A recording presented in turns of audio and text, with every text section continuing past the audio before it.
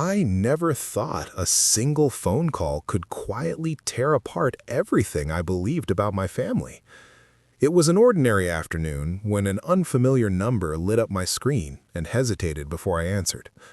The woman on the other end asked if I was related to my father, and her voice sounded both nervous and tired. Before I could fully respond, she mentioned a town 2 states away that I had never visited. That was the moment my sense of normal began to slip. She explained that she was trying to locate my father because he had missed an important family event. At first, I assumed she meant work or a distant relative, and I tried to politely correct her. Then she said something that froze me in place and made my heart pound. She referred to him as her husband, not in anger, but casually and with certainty. I felt my stomach drop as confusion flooded my mind. I told her there must be some mistake because my father was married to my mother for over 30 years. There was a pause long enough that I could hear her breathing on the other end of the line. She sounded just as shocked when she said they had been married for 15 years. That was the first time the word double life formed in my thoughts.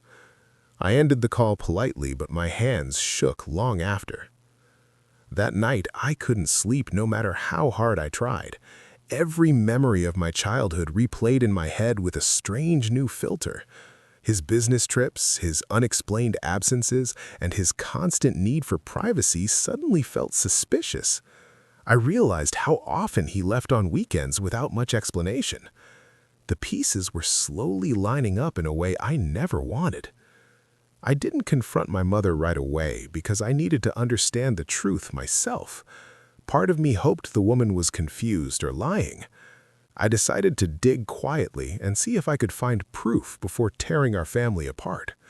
Using public records and social media, I searched for my father's name connected to that town. What I found made my chest tighten with dread. There were photos of him smiling in front of a house I had never seen.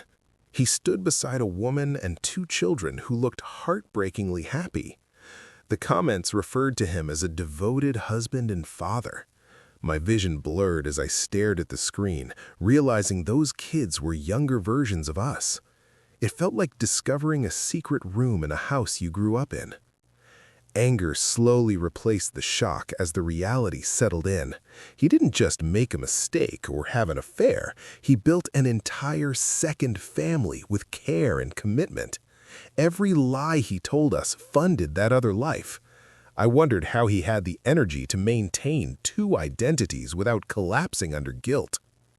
I decided I needed to see it for myself to truly believe it. I took a few days off work and drove to the town 2 states away. The entire drive felt unreal, like I was heading toward a truth that would permanently change me. When I finally reached the address, my heart pounded so hard I thought it would give me away. I parked across the street and waited.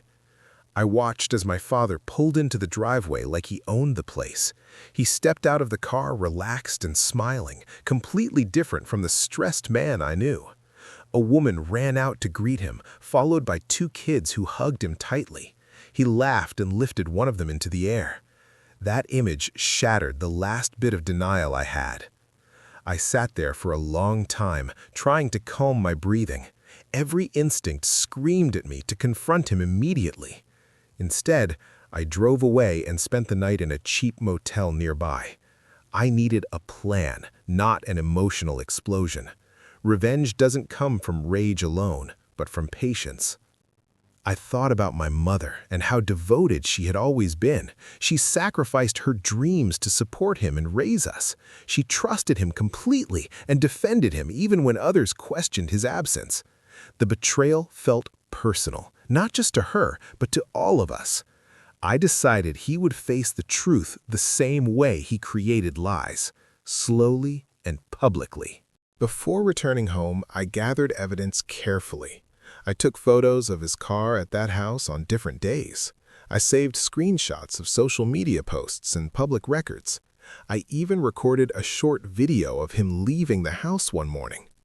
Each piece felt heavy, like carrying proof of a crime. When I got home, I sat my mother down at the kitchen table.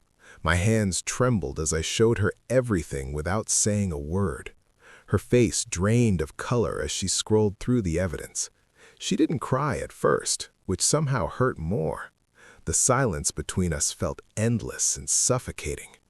When she finally spoke, her voice was calm but hollow. She said she always felt something was wrong, but convinced herself she was overthinking. Hearing that broke something inside me. No one deserves to live with doubt while trusting someone who is lying so deeply. That night she slept in the guest room, and I barely slept at all. My father came home 2 days later like nothing had changed. He kissed my mother on the cheek and asked about dinner. I watched him carefully, noticing how easily the lies slipped from his mouth. That casual deception made my anger burn hotter. I realized he didn't just betray us, he perfected it. We waited a week before confronting him. During that time, my mother quietly spoke to a lawyer. I continued gathering evidence and preparing myself emotionally. I wanted him to feel the weight of his actions without giving him a chance to escape. When the moment came, it would be controlled and final. The confrontation happened on a Sunday evening. My mother calmly asked him to sit down at the table. I placed the printed evidence neatly in front of him. His confident expression slowly dissolved into panic.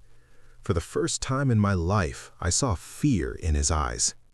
He tried to deny it at first, claiming misunderstandings and coincidences. Then my mother showed him the legal documents.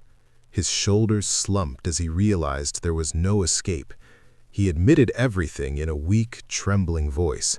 Hearing the truth spoken aloud felt both satisfying and devastating. He begged for forgiveness and claimed he loved both families. That statement ignited a fury in me I had never felt before. Love does not require lies this deep or this cruel. Love does not split itself so selfishly. I told him he had confused comfort with love. My mother didn't scream or cry during the confrontation. She simply told him she was filing for divorce.